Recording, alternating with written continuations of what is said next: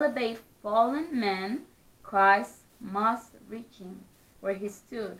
He assumed human nature, bearing the infirmities and degeneracy of the race.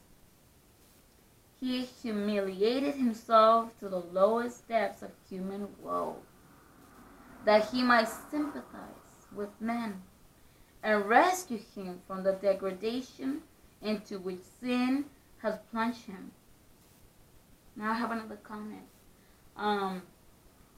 Christ has to, he had to humiliate himself with our flesh, with this carnal flesh, to know what it is like when we're tempted. So it's like we have no excuse to say, no, I cannot never be an overcomer. Because Christ was tempted in all points. So then through him, he's our greatest example. It is not true that humanity has trials to bear which the Son of God has not experienced. Did you guys listen to that? That's really important. Christ's victory may be ours. By faith, we shall conquer in him. You do not conquer on your own. You do not conquer on your own. Let's make that clear. We do not conquer on our own. It has to be Christ in us. Through his grace, through his spirit. So it is obvious we are to be overcomers, right? We are not to just remain like, okay, whatever, just grace. There's no law of God. So I hope I make my point there clear. Let's turn to the book of Hebrews, like I said, Hebrews chapter 4.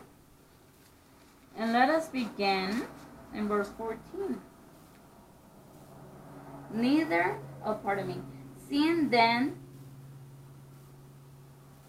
Seeing then that we have a great high priest that is passed into the heavens, Jesus the Son of God, let us, what does it say? Hold fast our profession. 15. For we have not a high priest which cannot. So we do not have a high priest, and we understand through the scriptures that Jesus Christ is a high priest. And that you read in the book of Romans chapter 8. Hebrews chapter 8. Now of the things which you have spoken, this is the Son. We have such an high priest who is set at the right hand of the majesty of the heavens, a minister of the sanctuary and of the true tabernacle which the Lord preached and not men. That's Hebrews 8, 1 and 2. We understand that Christ is our high priest, and there's other verses. That was just one of them. So then, we have not a high priest which cannot be touched with the flesh. So we don't have a high priest that he cannot be